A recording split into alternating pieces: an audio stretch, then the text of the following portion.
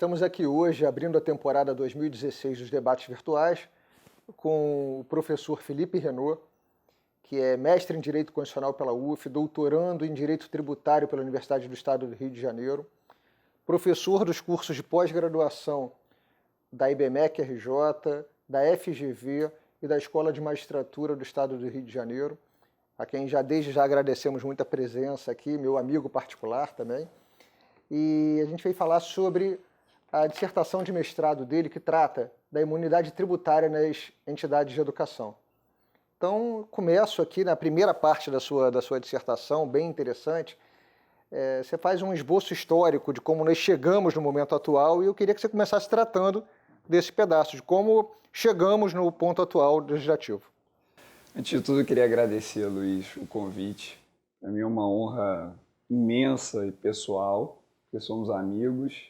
É uma honra porque eu sou entusiasta desse projeto, venho acompanhando, vocês vêm contando com a minha audiência para todas as entrevistas.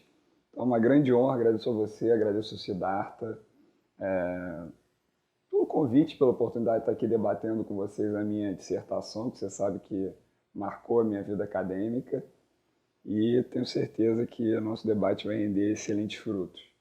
A minha dissertação ela é uma homenagem ao mestrado, que é um mestrado que fizemos juntos.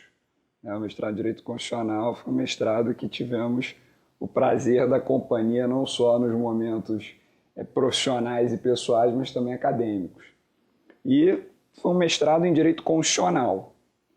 Eu sempre pesquisei Direito Tributário, mas como o Direito Constitucional abrange todas as áreas do direito, né, a nossa lei base no Brasil, eu não tive dificuldade em encontrar temas que caminhassem, congregassem o direito constitucional com o direito constitucional tributário. Eu tratei das imunidades tributárias das instituições de educação. E, para isso, e até em homenagem ao curso de Direito Constitucional, eu tratei dos momentos pelos quais os sistemas jurídicos atravessaram e, principalmente, a positivação da lei, a positivação dos direitos. Passei pelo positivismo jurídico, pelo formalismo jurídico, passei pelos momentos da história constitucional, os momentos do federalismo, e também abordei, por óbvio, os momentos econômicos, as teorias econômicas que marcaram o desenvolvimento da nossa sociedade brasileira, as suas influências, os seus momentos, as suas opções. Até porque a imunidade que eu trato na minha dissertação é uma imunidade específica, que é das instituições de educação. Para a gente falar numa imunidade, uma instituição de educação, essa instituição de educação tem que ser privada. Para ela ser privada, eu tracei um histórico para se compreender como que as instituições privadas passaram a desempenhar um papel tão importante na economia, e eu iniciei então essa abordagem, claro, pelo liberalismo econômico, né? Como não poderia deixar de ser, para explicar o porquê que a nossa sociedade optou pelo liberalismo econômico no sentido de permitir que os particulares, que os cidadãos desenvolvam suas atividades econômicas sem a interferência do Estado, salvo na regulação, por óbvio, dessas atividades. Mas atividade essa que visa o lucro, que visa o desenvolvimento econômico do ponto de vista privado, né, no livre desempenho do capital e da aplicação do capital. Então eu iniciei por esse momento histórico, por essas referências históricas, até chegar ao nosso momento atual, nossa conjuntura atual, que é a Constituição Federal de 88, né, que salvaguarda a livre iniciativa, que salvaguarda direitos sociais, que salvaguarda, e mais do que isso, normativa a nossa Constituição, princípios e direitos fundamentais, nos quais, sem sombra de dúvidas, a imunidade se insere.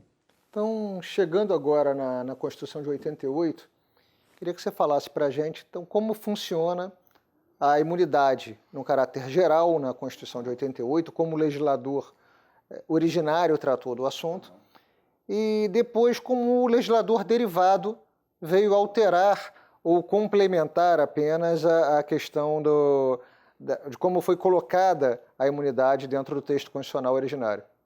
A imunidade tributária ela veio com uma hipótese de intributabilidade originária.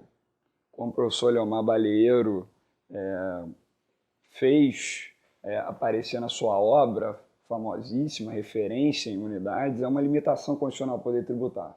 É uma impossibilidade o Estado tributar aquelas pessoas, aquelas coisas previstas na Constituição Federal como não passíveis de tributação pelo Estado. Afinal de contas, o Estado ele precisa tributar para que ele exista, ele precisa pagar suas contas, né? E para salvaguardar direitos sociais, ele também precisa ter dinheiro. Afinal, para você garantir educação para a sociedade, só tem que ter dinheiro. Mas para aquelas pessoas e coisas, o Estado, via Constituinte originário, ou seja, via Constituição Federal, optou por não tributar. E no caso das instituições de educação, especificamente, a gente vem de um histórico que eu diria que é um histórico que guarda coerência com a história da humanidade. A nossa primeira imunidade foi na Constituição Republicana de Rui Barbosa, de 1891. Inspiração norte-americana, ela veio na forma principalmente da imunidade recíproca, da impossibilidade de tributação entre a União e os Estados, né? A impossibilidade da União tributar os Estados e os Estados tributar na União, no que se refere aos impostos, que é uma inspiração norte-americana do famoso caso McCulloch versus Maryland, em que um banco norte-americano da União, um banco federal norte-americano, foi tributado pelo estado de Maryland. E a Suprema Corte disse que não seria possível, naquele momento, que o Estado tributasse a União em prol do sistema federativo, para que a tributação não se tornasse, para a federação, um instrumento de algum tipo de comprometimento da coesão da federação, de relação com a federação, pudesse abalar a relação com a federação. Lá nos Estados Unidos a gente atravessou 3 momentos de imunidade. Esse primeiro momento, que o Estado estava em possibilidade de tributar, né, a União. A gente teve um segundo momento em que se reconheceu que a União também não poderia tributar o Estado. Também é um caso famoso, Collector versus Day. Day era um juiz norte-americano e tentou se tributar esse juiz estadual, e a Suprema Corte também reconheceu a impossibilidade, né? Até aí, em 1891, com a nossa Constituição, a nossa inspiração foi exatamente nesse segundo momento norte-americano. A impossibilidade dos entes se tributarem. Naquele momento histórico, naquela quadra histórica, em razão do não reconhecimento dos municípios, ainda como ente federativo, comunidade federativa independente, autônoma, era entre a União e os Estados. Depois, nos Estados Unidos, a gente teve uma espécie de retrocesso, que foi a impossibilidade de tributar tão só com relação a tributos ao patrimônio e à propriedade, né? Propriedade de bens imóveis, de terrenos, etc. Uma redução do escopo da imunidade aqui, essa influência não chegou, ficamos em 1891. Depois, nas constituições seguintes, já na era Vargas, nós também tivemos mais uma vez as imunidades ali presentes. Mas a Constituição que eu quero destacar é a Constituição de 1946, no pós-guerra, em que diversos direitos sociais, direitos humanos, efetivamente, né, direitos voltados, princípios voltados à tutela da pessoa humana, naquele que talvez seja, no mundo contemporâneo, o seu maior trauma, o momento histórico mais dramático, efetivamente. Nós positivamos, então, na nossa Constituição de 46, uma Constituição democrática, a imunidade tributária das instituições de educação, né? Também ali positivamos a imunidade tributária dos templos de qualquer culto, impossibilitando a tributação das religiões como forma de opressão a elas. Porque tributar também pode ser considerado uma forma de opressão, dependendo de como essa tributação ocorre. Então o Estado ali elegeu, como também dos partidos políticos, para também não haver como a tributação como instrumento de pressão política. Então ali se salvaguardou direitos essenciais para uma sociedade democrática, uma sociedade que tutela a pessoa humana. Então eu destaco a Constituição de 46 como aquela Constituição que inaugura a imunidade das instituições de educação. E como eu vejo a imunidade? Eu vejo a imunidade de 2 formas. Primeiro, no que se refere à tutela dos direitos fundamentais, nessa exata linha de inspiração da Constituição de 46. Se a gente quer preservar o que é fundamental para a pessoa humana, sem sombra de dúvidas, para uma sociedade democrática e justa, é preciso que haja educação. Mas, por outro lado, também encaro a imunidade, e digo por outro lado, mas não sei se necessariamente é conflitante, né? Mas, por outro lado, também entendo como opção do legislador originário, fruto do reconhecimento da impossibilidade do poder público garantir educação para todos. Quando se imuniza uma instituição de educação sem fins lucrativos, uma instituição sem efetivamente a busca pelo lucro, né? Uma instituição que não necessariamente ela tem que ser gratuita, porque é preciso diferenciar. A instituição imunizada não é aquela instituição que não cobra, é aquela que opta por suprir a lacuna estatal no que se refere à concessão de educação gratuita para uma parcela da sociedade. Aí é interessante fazer aquela distinção entre a imunidade incondicionada Sim. e a imunidade condicionada, explicando aqui para as pessoas como é que hoje o Estado, que tipo de condição se cobra das instituições de educação e como é que isso é aferido pelo Estado. Bom, a diferença entre imunidade condicionada e incondicionada, ela diz respeito à observância a requisitos previstos na legislação infraconstitucional. Então, a gente tem hipótese de imunidade, por exemplo, no arcabouço hoje, na conformação das imunidades na Constituição Federal de 88, a gente tem como imunidade condicionada, por exemplo, a imunidade recíproca. Basta que seja ente federativo, não precisa preencher nenhum outro requisito para que não possa ser tributado no que tange aos impostos, conforme já ratificado pela Suprema Corte, pelo Supremo Tribunal Federal, no sentido de taxas e contribuições permanecem devidos pelos entes federativos, mas o ente federativo nada precisa fazer para que não tenha seu patrimônio, a sua renda e seus serviços tributados pelos impostos dos estados e dos municípios, assim como os estados e municípios nada precisam fazer para não terem sua renda, seu serviço, seu patrimônio tributados pelos impostos da União Federal. Agora, nós temos imunidades condicionadas, por exemplo, das instituições de educação, que é o objeto da dissertação. Isso quer dizer que a Constituição diz que a lei irá prever os requisitos para a fruição da imunidade. E que lei seria essa? O artigo 146 da Constituição Federal, quando trata das matérias submetidas necessariamente a tratamento por lei complementar, diz expressamente das limitações ao poder de tributar, das imunidades tributárias, aquelas tratadas no artigo 156 da Constituição Federal e também o artigo 195, parágrafo 7º. Então, a gente está falando de lei complementar. Qual lei que, então, irá prever os requisitos que as instituições de educação terão que cumprir? A lei complementar. Aliás, isso que está em discussão lá no Supremo Tribunal Federal hoje, em repercussão geral.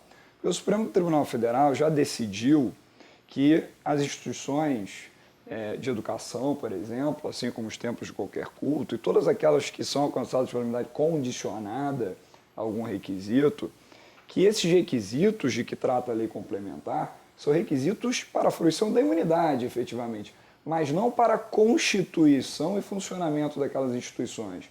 Até aí, extremamente coerente. Porque a própria lei ordinária ela não precisa... não há limitações à lei ordinária para dizer o que é preciso para se criar uma instituição de educação no país e quais são os requisitos de funcionamento que essa instituição de educação tem que observar para ser uma instituição de educação no país. Com relação à fruição da imunidade, é preciso se observar os requisitos da lei complementar. Mas isso por uma razão óbvia.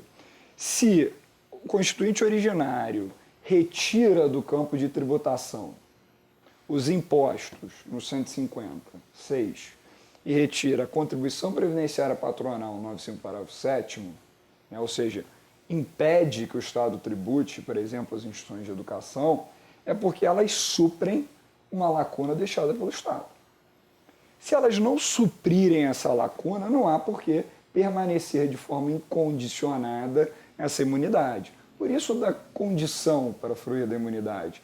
Só faz sentido, do ponto de vista da nossa Constituição Federal, dos objetivos do nosso Estado, se manter uma imunidade, se aquela lacuna que o Estado não consegue suprir, né, ou ocupar, ela é ocupada por alguém da iniciativa privada. Bom, então eu imagino que existe uma fiscalização realizada pelo Estado sobre as entidades de educação para verificar se elas estão cumprindo essas condicionantes legais.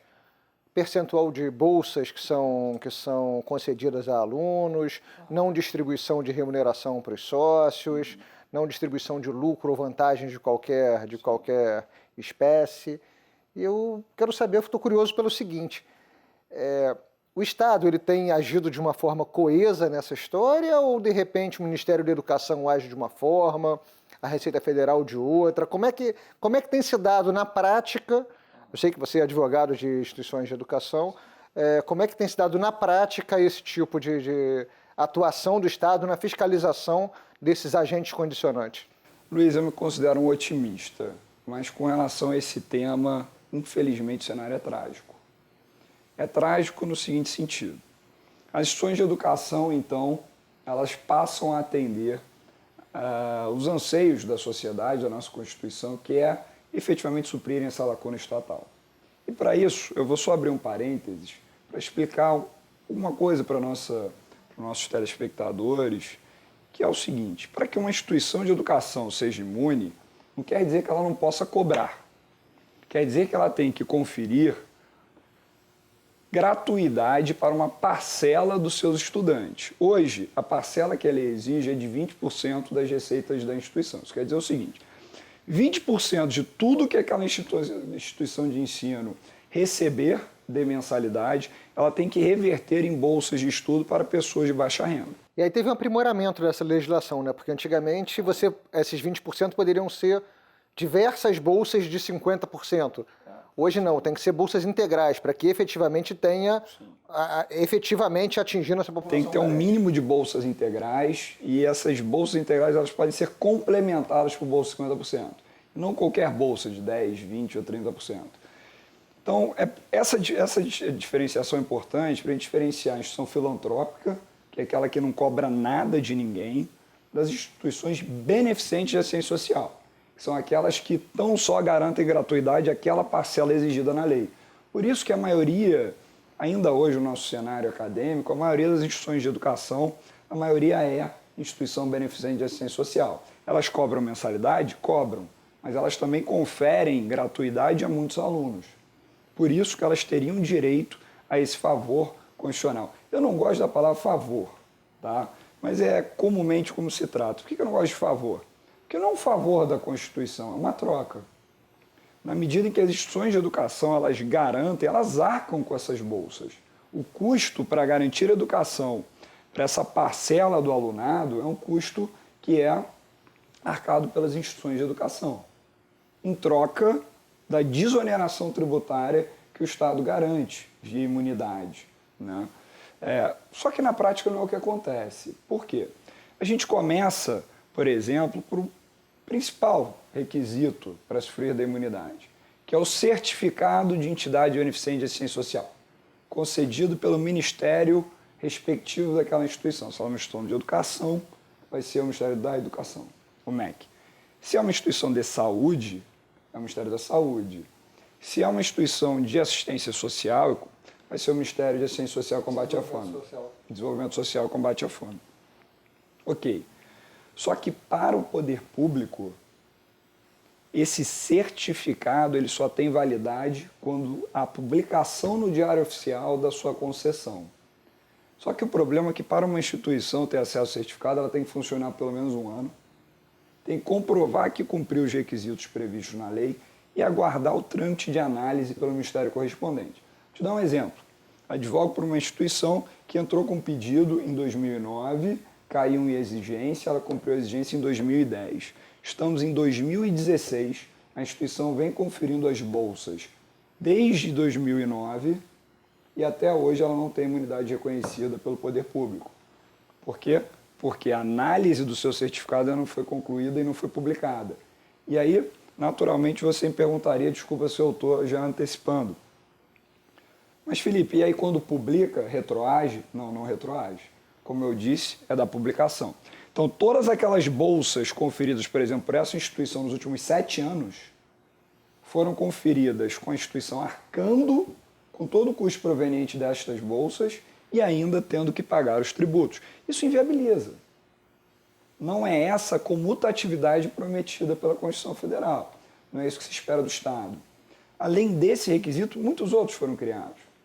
Dou como exemplo a necessidade de regularidade fiscal, que é um dos temas que está lá no Supremo Tribunal Federal aguardando julgamento. Vamos lá, então vamos voltar para o nosso exemplo. A instituição está há 7 anos sem ter a imunidade reconhecida, não porque ela não supre a lacuna estatal, mas porque o seu ministério sequer analisou o seu pedido ainda. Ok? Essa instituição, então, ela é considerada devedora de tributos? É. E se ela, até por estar concedendo bolsas, em algum momento da sua trajetória tiver dificuldades financeiras e não pagar um tributo? Ela tem certidão de regularidade fiscal? Não. Ela deixa de ser imune, em essência? Não. Ela não supriu a lacuna estatal? Ela não atendeu aquilo que o constituinte originário esperava dela? Atendeu. Mas mesmo assim ela terá imunidade negada se qualquer fiscal da Receita Federal do Brasil, da Receita Estadual ou da Receita Municipal vier fiscalizá-la. Então, temos efetivamente um momento crítico de não eficácia da nossa Constituição Federal. A nossa Constituição Federal, ela prevê uma hipótese de não tributação daqueles que contribuem para a sociedade naquilo que o Estado não consegue garantir. Então, a gente está falando de educação, a gente está falando de saúde, a gente está falando de assistência social, só que com vários entraves burocráticos que, se não desestimulam, impedem a perpetuação desse serviço que é concedido, dessa gratuidade que é garantida pela iniciativa privada. Então, temos uma reconhecida impossibilidade do Estado garantir aquilo que ele promete na Constituição, que são os direitos sociais a todos os cidadãos. Temos, então, a iniciativa privada, e por isso o tratamento do liberalismo econômico, desde lá dos primórdios, desde Adam Smith, John Locke, todos os doutrinadores que trabalharam o liberalismo econômico. Temos a iniciativa privada, então, assumindo esse compromisso que é do Estado, mas sendo tributada. De forma que eu diria que é uma realidade das instituições beneficentes de assistência social conviverem com passivo tributário decorrente da discussão do efetivo cumprimento dos requisitos para a fruição da imunidade. Mas, para finalizar a resposta, não necessariamente requisitos que o legislador originário esperava, mas da super burocracia criada pela legislação ordinária. Porque se você me perguntar, e eu, como eu disse, quem regulamenta, quem dispõe sobre os requisitos da lei complementar, a lei complementar, que é o artigo 14 do Código Tributário Nacional, diz que tem que se aplicar a integralidade dos recursos no Brasil, precisa manter a sua contabilidade em dia, clara, precisa, transparente, e não pode distribuir lucro nem parcelas do seu patrimônio ou do seu resultado para aqueles que fazem parte da instituição. Esses são os requisitos esculpidos no Código Tributário Nacional. Queria terminar lhe perguntando, até imagino pelo tom de voz da entrevista inteira, da forma, o estudo que você escolheu, se você concorda ainda com a concessão da imunidade para as entidades de educação, se você imagina que este é o modelo certo a ser seguido, se esse é o caminho, ou se tem alguma outra proposta que possa substituir a proposta atual de imunidade para entidades educacionais. Luiz, a grande crítica à imunidade tributária setorial, como é das instituições de educação, é de que no momento que há renúncia da possibilidade de tributação dessas instituições, que haveria um necessário investimento naquela área de educação. Então, a renúncia à tributação das instituições de educação garantiria mais educação.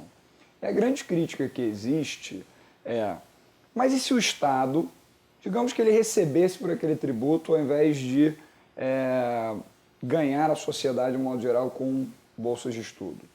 Ele não poderia aplicar em outras necessidades do Estado? E essas necessidades não poderiam ser mais urgentes, mais prementes, mais necessárias que a educação em determinados momentos? Então essa é a grande crítica. Eu não compartilho, eu não me filio a essas críticas. E digo por quê? Se o nosso constituinte originário, se uma opção do nosso país, elevar os direitos sociais, os direitos de segunda geração, os direitos fundamentais, e positivá-los, de forma a garanti-los para a sociedade, e se o Estado reconhece que ele não é capaz de provê-los, por óbvio que tem que haver instrumentos, e a tributabilidade é um instrumento efetivo para cumprir a promessa constitucional. Se estivéssemos falando de direitos dos cidadãos, mas que não fossem considerados fundamentais ou essenciais pela nossa Constituição da República, eu concordaria. Mas não acredito que educação, saúde e assistência social estejam inseridos naqueles objetivos discricionários ou eventuais da sociedade. Estão inseridos em direitos permanentes e inalienáveis dos cidadãos brasileiros. Então, não concordo com essa posição. Bom, falando sobre imunidade, sobre condições para a fruição da imunidade, não tem como deixar de perguntar também a questão das entidades filantrópicas, que se dizem filantrópicas, mas acabam fraudando a lei para se apropriar de não pagamento de impostos e acabar distribuindo disfarçadamente lucro ou não concedendo o número de bolsas que deveriam ser concedidas. Então, eu queria a tua noção, a tua informação sobre essa questão de quando efetivamente a fiscalização do Estado ela se dá sobre entidades que não exercem a filantropia de uma forma correta e quando ela acaba sendo exacerbada sobre entidades filantrópicas, entidades beneficentes, efetivamente colaboradoras do sistema educacional como um todo.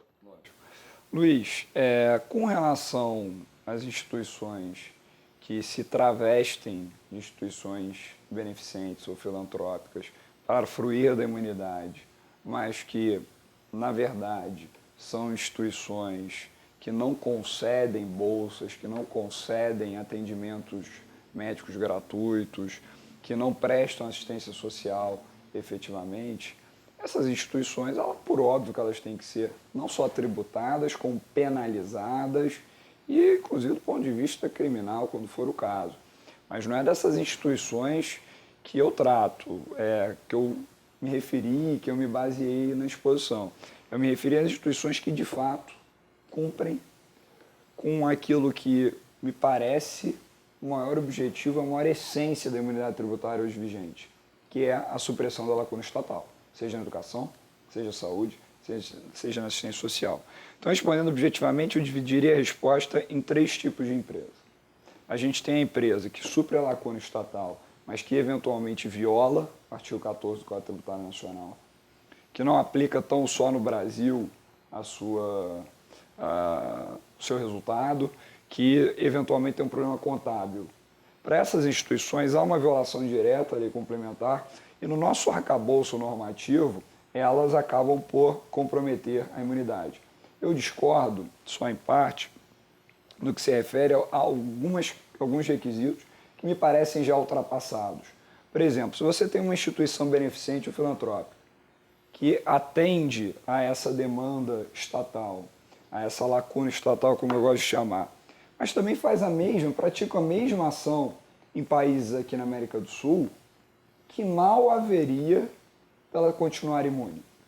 A lógica é, o produto, o resultado dela, aqui no Brasil, deveria ser integralmente aplicado aqui no Brasil. Mas e se ela garante aquele percentual, por exemplo, de educação, ela garante 20%, mas ela opta também por pegar 30% do resultado e aplicar num país vizinho para garantir a educação lá também. A gente tratando aqui do eixo do Sudeste fica um pouco mais distante, mas educação, mas entidades de fronteira, por exemplo, no Rio Grande do Sul, devem ter muito esse tipo de problema. Então, assim, é algo que me parece que tem que ser repensado. O artigo 14 do Código Tributário Nacional, é preciso se lembrar, o Código Tributário Nacional é de 66. A vigência é 1º de janeiro de 67. Estamos em 2016. Então, agora se pensar, problemas de ordem contábil, que é um outro requisito, não me parece que comprometam a imunidade, mas é o que dispõe o artigo 14 do CTN. Qual é a mens legis, ou seja, qual é o objetivo, o intuito do legislador no artigo 14 do CTN? É garantir que aquelas instituições terão, sobretudo, transparência. Que o poder público ele possa acessar a contabilidade e verificar exatamente qual é a atividade, qual é o resultado e, principalmente, a aplicação das receitas, do resultado. Por outro lado, a gente tem que lembrar que a gente está no Brasil. E no Brasil, como nós conhecemos, os estudos mais recentes, nós estamos no país em que, no mundo, mais se dedica tempo para se apurar e recolher tributos. Nós estamos na primeira colocação de burocracia fiscal no mundo, pelo menos é o que apontam os últimos estudos. Toda e qualquer empresa, toda e qualquer instituição privada hoje no Brasil sofre, mesmo que esporadicamente, algum tipo de problema contábil. Algum tipo de lançamento equivocado, algum tipo de não escrituração. São dezenas de obrigações acessórias, de declarações, de contas contábeis que se alteram. O Brasil aderiu agora às normas internacionais de contabilidade. Então, qual é o grau de imprecisão contábil que fulminaria a imunidade? Então, eu estou só ponderando algumas questões. O que me parece precisa conceder bolsa, concedeu-se a bolsa. Tá? Tanto é que o Brasil, recentemente, houve alteração da legislação ordinária no sentido de possibilitar a remuneração dos diretores e gestores das instituições. Não distribuir lucros ou parcelas do seu patrimônio, mas remunerar. Porque, claro, senão no Brasil a gente estaria dizendo o seguinte: só um bilionário filantropo poderia ter uma instituição beneficente. Então, o país precisa dessas instituições, mas restringe. Então, eu acho que a possibilitar a remuneração dos diretores, dos gestores dessas instituições, foi um excelente passo para a gente acabar com um bom número das consideradas filantrópicas, que eram aquelas instituições que remuneravam seus instituidores, os seus gestores, cumpriam seu objetivo, mas remuneraram porque todo mundo tem que pagar suas contas, que eu nem considero filantrópicas, tá? Diga-se de passagem, mas acho que o Brasil evoluiu nessa alteração legislativa. Esse é com relação aos requisitos do artigo 14. Temos também os requisitos por óbito da lei ordinária, que são esses que vão muito além, me parece, do motivo pelo qual existem, ou dos motivos pelos quais existem as imunidades. Falar que a instituição precisa ter regularidade fiscal quando você só reconhece o status imune depois de publicado o certificado para demorar 10 anos, é você, obviamente, criar um entrave intransponível. Você exigir que, como a gente sabe, você conhece bem a atuação profissional que eu venho desempenhando, que uma instituição não é imune porque ela não emitiu um relatório para um órgão, mas ela emitiu para outros, quando ela concede bolsas, é temerário. Então, esses requisitos é que estão sendo objeto de análise pelo Supremo Tribunal Federal. Já temos 4 votos pela inconstitucionalidade desses requisitos, ou seja, do artigo da Lei 8.212, que previa esses requisitos, já foi até revogado, mas que, obviamente, foi a previsão normativa de muitas relações jurídicas realizadas por muitos anos. Então, temos também esses requisitos. Então, da lei complementar e da lei ordinária, né? E, obviamente, que a terceira linha de instituições são aquelas instituições que descumprem a essência, que são essas a que você está se referindo. Essa terceira linha de instituições, elas não estão inseridas nessa entrevista. Elas não estão inseridas no contexto de imunidade. Elas estão inseridas no contexto único, exclusivo de fraude, né? Elas estão inseridas num contexto de uma tentativa de burlar o sistema, de se beneficiar de todos nós, cidadãos, do Estado, para se locupletarem. Aí, para essas instituições, obviamente que tudo que aqui eu aspirei para a nossa sociedade, né, para tudo isso elas não estão inseridas. Bom, então, já encerrando a entrevista e aproveitando para agradecer mais uma vez a sua presença aqui, queria saber se tem alguma pergunta que eu não tenha lhe feito, mas que você tenha vontade de responder, algum assunto que você queira abordar ainda sobre essa questão. Eu tenho uma posição que eu gostaria de compartilhar que não foi perguntado. A gente está falando de imunidade, a gente está falando de educação, e eu falei ao longo aqui da nossa entrevista, eu falei de comutatividade, eu falei de confiança, eu falei de se confiar naquilo que a nossa lei maior prevê. E a grande questão que eu acho que a gente tem que posicionar, e que não diz respeito tão só às imunidades, é exatamente essa comutatividade, essa confiança legítima entre o Estado e os cidadãos. É preciso confiar no Estado. E medidas como essa, de cerceamento, de restrição a imunidades constitucionais, quando o Estado, ele, de um lado, busca tributar aquele contribuinte que se organiza e por essa organização ele acaba recolhendo menos tributo, como acontece nos planejamentos tributários. Por outro lado, o Estado ele aumenta a tributação quando estamos em crise econômica para todos os setores. aumenta não legitimamente, por leis inconstitucionais.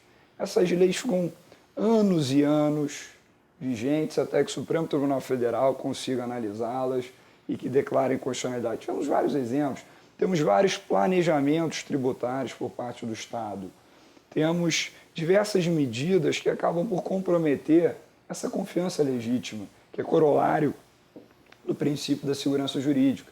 É preciso ter segurança jurídica. E se uma instituição alinhada com os objetivos da nossa Constituição Federal, alinhada com as necessidades da nossa sociedade, alinhada com os valores da nossa sociedade, opta por conceder bolsas de estudo para milhares de alunos, milhares de pessoas de baixa renda, garantindo um futuro melhor para a nossa sociedade de um modo geral, informação, cultura, é preciso que haja confiança, é preciso que haja um tratamento baseado na segurança, ou seja, na previsibilidade para essas pessoas. E aí não é só para a imunidade, é na relação tributária entre o Estado e os contribuintes de um modo geral. Arrecadar não pode ser a prioridade. A prioridade tem que ser o desenvolvimento econômico, o desenvolvimento, sobretudo, humano das pessoas. Tributar não quer dizer invadir espaços de legalidade ou ultrapassar a legalidade, invadir espaços de ilegalidade, invadir espaços de inconstitucionalidade, de restrição de direitos, de quebra de confiança. Tributar significa garantir a existência do Estado e dos seus direitos sociais, e não quebrar a confiança que necessariamente tem que se pautar, tem que basear qualquer relação entre os particulares e o Estado. Então, acredito que não seja um problema só de imunidade, é um problema que tem que efetivamente sensibilizar os entes federativos. O nosso judiciário está soberbado, o nosso judiciário ele virou a panaceia para todos os males, mas ele não consegue hoje dar conta desse momento de judicialização que o neoconstitucionalismo nos trouxe, dessa missão do judiciário de garantir os direitos. Ele tem um tempo para que ele consiga fazer isso, por conta do volume de processos. Enquanto isso, o que acontece com os contribuintes que estão sendo penalizados com tributos inconstitucionais? O que acontece com as instituições de educação que estão garantindo bolsas e sendo cobrados dos tributos pelos quais ela não deveria estar sendo tributada porque está cumprindo a sua missão? Então, fica aqui esse desabafo, fica aqui essa realidade, precisa ser repensada. A confiança legítima, a segurança jurídica, sem sombra de dúvidas, precisam ser elevadas, não só no que tange ao formalismo, não só no que tange ao texto constitucional. É preciso estar presente no dia a dia nas relações diárias, cotidianas dos contribuintes e do fisco. Queria agradecer mais uma vez a presença do professor Felipe Renaud, agradecer pelo brilhantismo das suas opiniões, pela vontade com que ele sempre exprime o direito, o seu amor ao direito, o seu amor à advocacia e pela amizade de sempre. Um forte abraço. Luiz, eu que agradeço, esse projeto é um sucesso, eu estou honradíssimo de estar aqui hoje, vou continuar vibrando, vou continuar sendo fã do programa, um fã seu, um fã do Siddhartha, obrigado pelo convite.